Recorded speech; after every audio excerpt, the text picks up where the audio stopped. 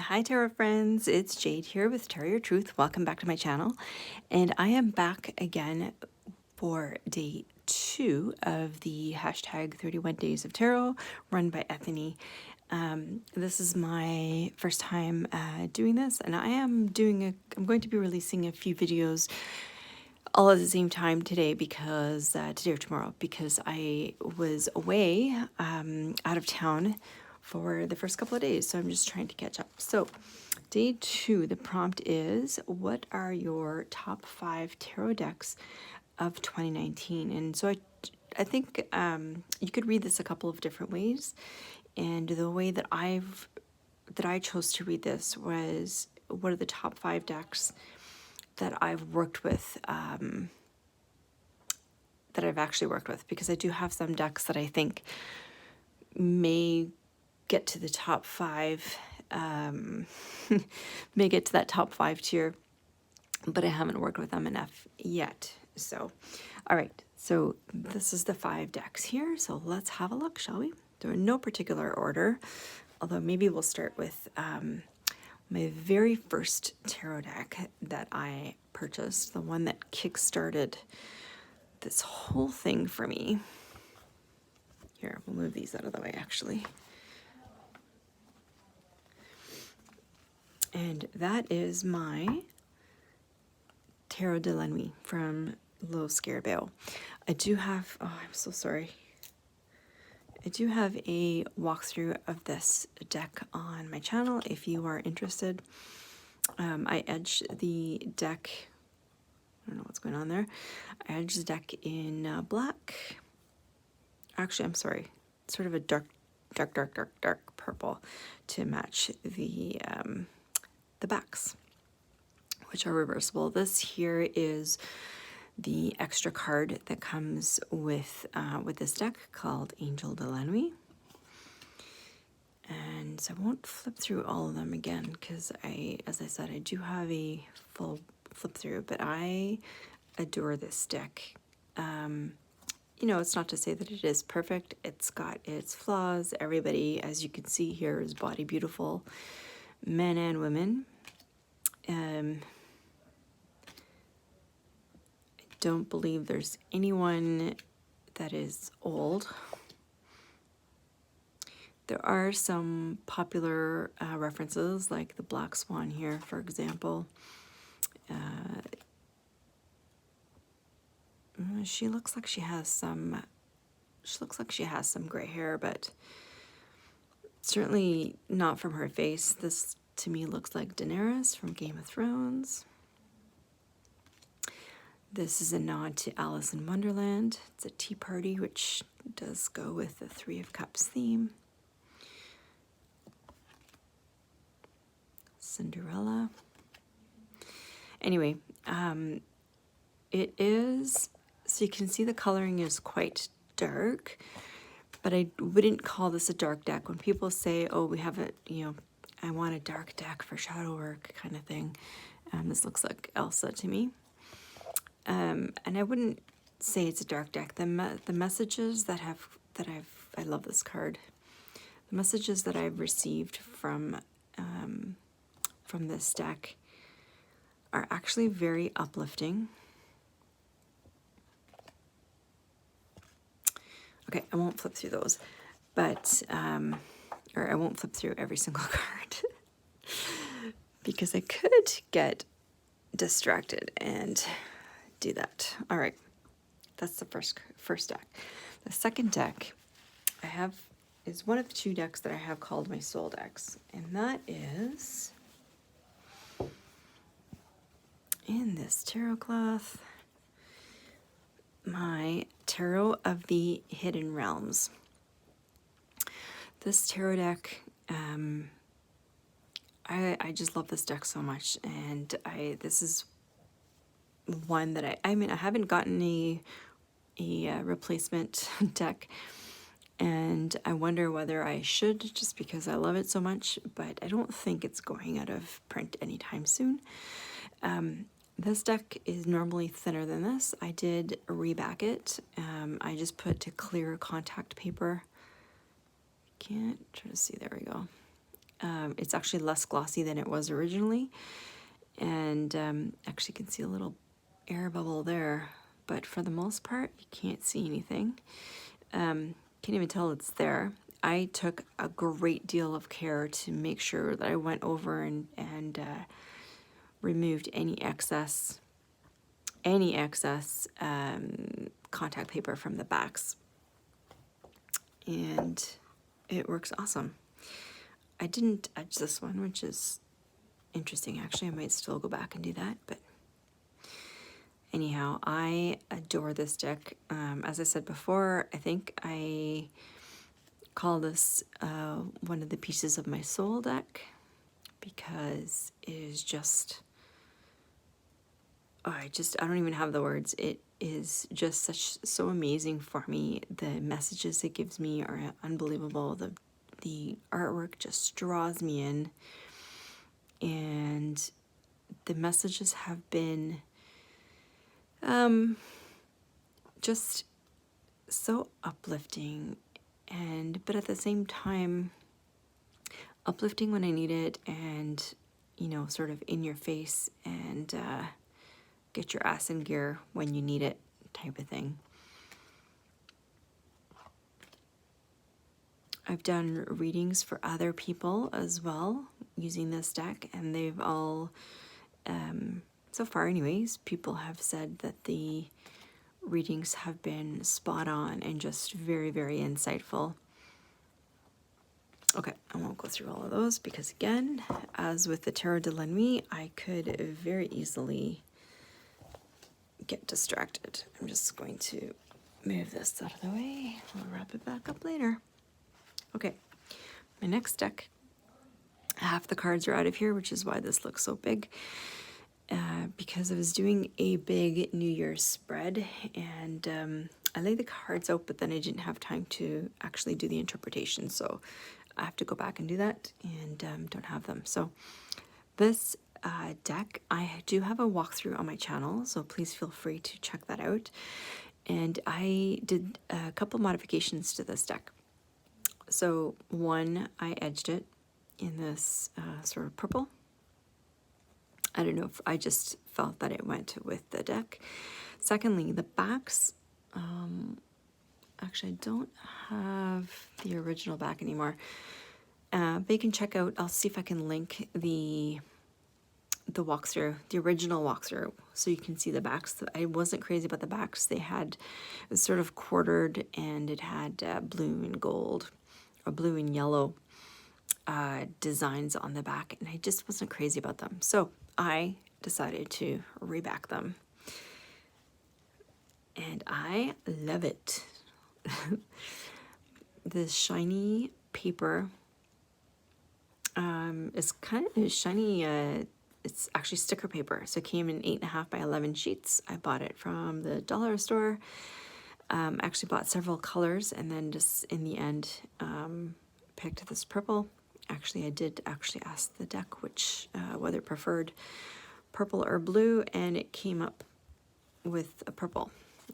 I loved both, so anyway, it kind of looks like the sides are sparkly as well, but of course they're not. It's just because I'm doing that. Anyway, the other thing I did was was write on the cards. I know some people will be clutching their pearls. Each card is a different goddess from all different pantheons. So we've got Greek, I've got, that's Greek again, we've got Iroquois, we've got more Greek, we've got Italian or Roman, we've got Romani, we've got Welsh, we've got more Egyptian. Anyway, all sorts of, there's Persian, Sumerian, Indian, Chinese, Celtic. Anyway, and I didn't really want to have to refer to the book for every single one, so I just wrote it on the bottom. It is a Sharpie, but what I found was that if you wet the tip of a Q-tip with a little bit of rubbing alcohol, you can erase that. So at some point, I may go ahead and do that. But for now, I'm going to leave those on so that I can look at it. The deck, for the most part, is RWS-ish. And so that kind of works for me. It does differ a little bit. And so as I continue to work with it, I've been working with this deck every day since I got, well, for the past 2 or 3 months now. And I had been thinking of putting this deck away for a couple of months, or at least for the month of January, and then I pulled it right back out. So I really enjoy this deck and working with the goddesses. So that is deck number 3. Deck number 4 is, so all my decks, first of all, I got all of my decks in 2019 because I only started learning the tarot in 2019. And this one you'll recognize is the Dark Mansion. It's the first edition, regular size. They are reversible backs. And I didn't edge that the cardstock actually is black.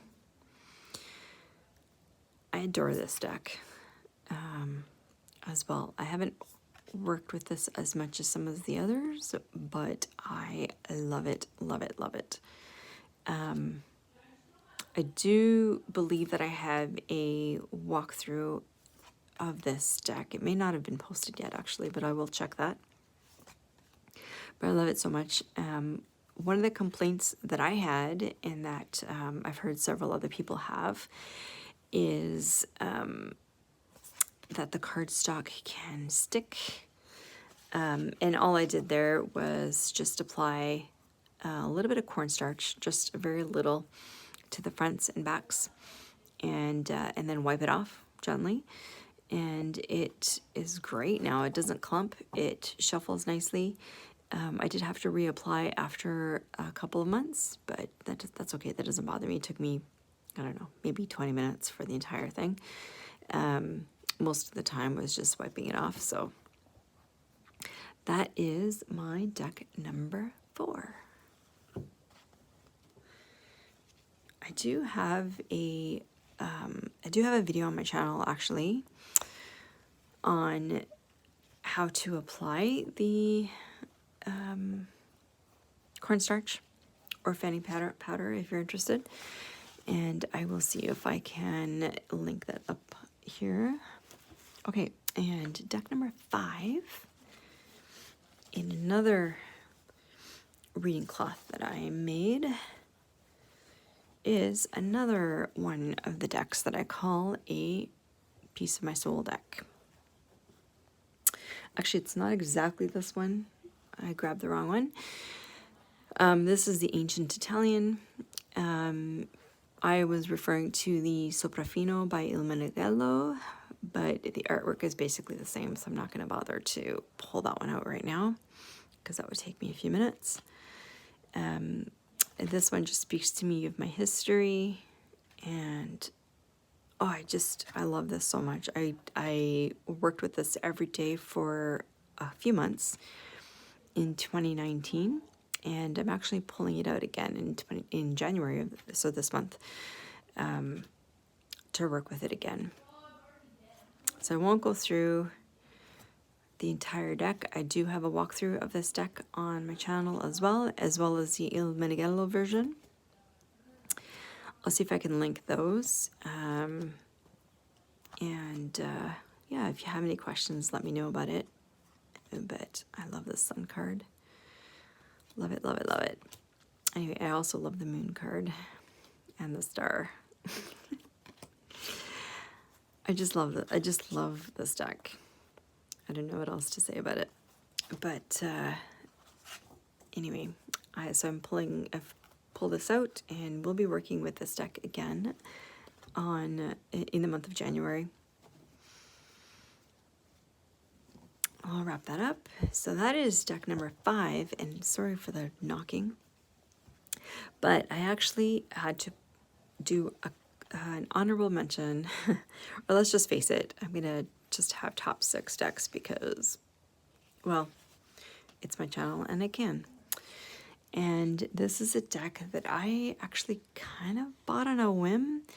I didn't back it originally on Kickstarter. Here's a little pouch that I knit for it. It's looking a little discombobulated right now, but I didn't back it originally on Kickstarter, and I sort of kicked myself for not doing that, for not backing both, and that is Chris Ann's Light Sears and the Muse Tarot. I did have opportunity to buy one of the last indie decks that she had of the Muse Tarot. I wasn't able to buy the Light Sears one, and I kind of, let's be honest, I bought it because I had FOMO, and